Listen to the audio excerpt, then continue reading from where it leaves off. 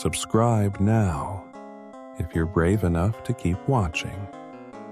The phone was still recording when they found it. It lay face down in a shallow puddle beside a construction fence, its screen cracked like a spider web. The red recording dot still pulsing as if it hadn't gotten the message that Leah Marlowe was gone. The responding officer tried to pick it up with a gloved hand and nearly dropped it again because the audio coming from the speaker wasn't normal city noise. There was no traffic, no distant music, no voices, only Leah's breathing, close and panicked, and a soft scraping sound that rose and fell like something being dragged across wet pavement. "Please," Leah whispered. "Stop. Stop doing that." Then the sound changed, got louder, closer, like it had slid right up behind her. A small exhale, not hers, and the recording ended in the middle of a breath. Leah was 27, a night shift barista with a laugh that made regular customers tip too much, and a habit of texting her best friend Mara whenever she made it home safe. The night she disappeared, Mara didn't get the text. She called. It rang and rang until it went dead. By sunrise, Leah's employer reported she'd never shown up for her shift. By noon, the case landed on Detective Owen Rivas's desk like a weight. Owen had handled missing persons before. Most of them were tragedies written in human handwriting, bad choices, bad luck, someone who trusted the wrong person. But this case felt like someone had erased Leah with careful fingers. Leah's walk home should have been safe. 5 blocks, well lit, busy streets, cameras on storefronts. Yet, the cameras on her route all had the same problem. An 8-minute gap. The timestamps jumped forward as if time itself had stuttered. 8 minutes was long enough to take a person. The city's traffic cameras gave him one usable clip, 30 seconds from a corner near Leah's apartment. Grainy, rain-speckled footage. A sodium streetlight overhead, glowing sickly yellow against the wet sidewalk. Leah appears in frame, her umbrella angled against the wind. She's walking fast. Then she glances over her shoulder, once, twice. Not the casual look of someone checking for a friend, more like someone trying to confirm whether a feeling is real. Her shoulders rise. She tightens her grip on the umbrella handle. Owen leaned in, watching her shadow stretch ahead of her on the slick pavement. And then his stomach sank. The streetlight flickered. In that flicker, Leah's shadow didn't blur or shift like it should. It straightened. It pulled itself up off the ground as if it had joints, as if it had remembered it used to be a person. It stood behind her. Leah stopped walking so suddenly her umbrella jerked in her hand. Her head turned, slow and cautious, like her body was afraid to move too fast. For half a second, the camera froze, then resumed.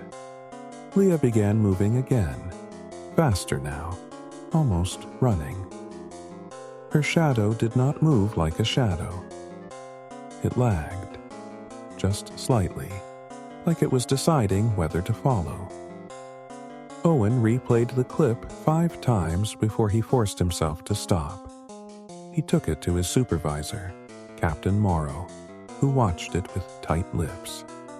"Bad compression," Morrow said. "Rain. Glare. Artifacts." Owen didn't argue. He'd learned years ago that the fastest way to get a case buried was to bring something impossible into the room. He simply nodded, took the file, and went back to his office. But his hands were shaking as he opened Leah's phone extraction report. Messages, calls, photos. and one folder Mara hadn't known existed. Light. Inside were 15 photos, each taken on different nights, each from the same angle outside Leah's building. The same streetlight, the same wet sidewalk, the same dark strip of road beyond. Leah had been docky, venting something. In the first photo, her shadow was normal, elongated, slightly warped by the angle. In the fifth, it looked too long. In the ninth, it looked too straight. In the 13th, it looked like its head was tilted toward the camera. In the 15th, the last photo there, were two shadows. One was Leah's. The other stood directly behind it, thinner and taller, with shoulders that didn't match her shape. Its head was too narrow, its posture too calm. Owen called Mara in for a formal statement. She arrived pale, eyes swollen from crying. She didn't want to tell anyone, Mara said quietly, twisting a tissue between her fingers. She thought people would think she was losing it. What did she say? Owen asked. Mara swallowed, and when she spoke, her voice dropped like she was afraid to be overheard. She said it started small, like her shadow would hesitate a second behind her, or lean when she stood still. Owen's mouth went dry. Did she say why she started taking pictures? She said the camera caught it better than her eyes, Mara whispered. And she said something else. The night before she disappeared, she called me shaking. She said, "Mara, it stood up." Owen felt his skin prickle. Stood up? Mara nodded, tears filling her eyes again. She said it stood up under the streetlight, like it was tired of being flat, like it wanted to be something else. Owen secured permission to search Leah's apartment. It was neat, quiet, and smelled faintly like coffee and laundry detergent. Nothing broken, no signs of a struggle. But he noticed the curtains were pinned shut with clothespins, as if Leah had stopped trusting what might be outside. On the kitchen table there was a notebook.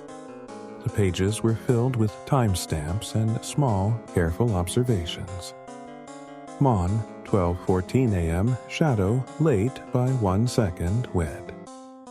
12:08 a.m., streetlight flicker made it stretch wrong. Free. 12:22 a.m., it leaned closer, in. I stood still, sun. 12:17 a.m., I think it knows when I'm looking. The last line was different, pressed hard into the paper, as if her hand had been shaking. If I stop moving, it gets closer. Owen turned off the overhead light and stood by the window, letting the dim streetlight bleed into the room. The rain had stopped, leaving the glass smeared and reflective. He watched the wall beside the couch, where his own shadow faintly formed. He lifted his hand. His shadow lifted its hand, normal. He exhaled, embarrassed at his own tension, and shifted his stance, and his shadow didn't shift with him. It stayed facing forward on the wall, shoulders squared, as if it was pretending not to notice he'd noticed. Owen's heartbeat boomed in his ears. He turned slowly, scanning the empty room. Nothing. But the streetlight outside flickered once, twice, and for a split second, his shadow on the wall looked taller than it should have been. Like it had stood up. Then the overhead light in the apartment clicked on by itself. Owen jerked his head toward the switch. No one was there. His phone buzzed in his pocket. A new email notification. No sender name, no subject line. Just one sentence. Don't look away again. And when Owen glanced back at the wall, his shadow wasn't attached to his feet anymore. Owen didn't leave the apartment right away. He stood there, breathing shallow, eyes fixed on the wall where his shadow should have been behaving itself. When he shifted his weight again, the shadow corrected snapped back into place like a guilty child. Normal, flat, obedient. He told himself it was adrenaline, stress, a mind primed by evidence to see patterns where none existed. That lie lasted exactly as long as it took him to step into the hallway. The lights there were motion-activated, bright white panels that hummed to life as he walked. His shadow stretched along the carpeted floor, chopped into pieces by door frames. He watched it with a focus that felt dangerous. When the elevator arrived, he stepped in and turned to face the mirrored wall. In the reflection, everything lined up: his face, his posture, the dark shape at his feet. Then the doors slid shut. For a heartbeat, the elevator moved and his reflection moved with it. His shadow did not. It stayed pressed to the floor outside the closing doors, elongated and still, like it had missed its chance. The doors sealed. The elevator dropped. Owen's breath came out in a sound he didn't recognize as his own. By the time the doors opened in the lobby, his shadow was back where it belonged.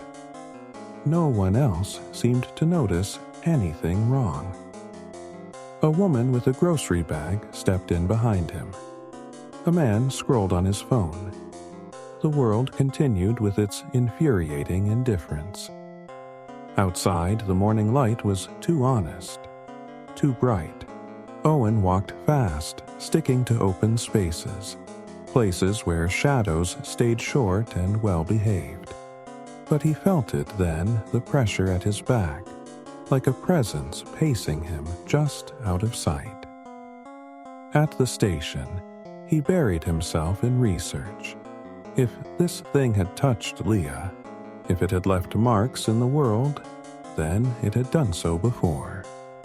He searched old cases flagged for hallucinations, camera malfuncti, unreliable witnesses. He cross-referenced reports with time-of-day data, streetlight outages, construction zones. A pattern emerged. Every case happened under artificial light, streetlights, parking garages, subways, places where shadows were stretched and distorted by design, places where the dark didn't sit where it was supposed to. One file stopped him cold. Thomas Klein, transit security officer 15 years ago.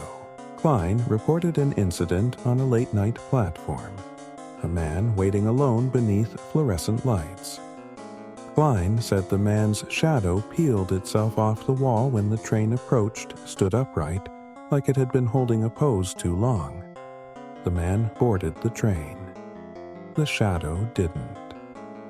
Klein was found 3 days later, his apartment intact, his car in the driveway. He'd vanished between his couch and his bedroom. The case was ruled a stress-induced disappearance. No further action. Owen found Klein's last known storage unit and drove there after dusk. The place was quiet, lit by buzzing lamps that cast long, jittery shadows between rows. He didn't like being there. He didn't like the way the light made every movement feel delayed. Inside the unit, dust-coated boxes were stacked neatly. On the back wall, a corkboard was pinned with photographs, dozens of them. Sidewalks, hallways, station platforms, each photo centered on shadows. Some were normal, some were wrong. One shadow leaned sideways while its owner stood straight. Another had fingers too long, reaching toward a door handle the person wasn't touching. Beneath the photos were notes in cramped handwriting. They separate when you stop moving. They learn the outline first. They prefer corners and thresholds. Do not watch them too long. At the bottom, carved deep into the cork, was a final sentence. If it realizes you're tracking it, it will stop pretending. Owen left the unit with a sick certainty settling into his bones. Leah hadn't been targeted at random. Neither had Klein.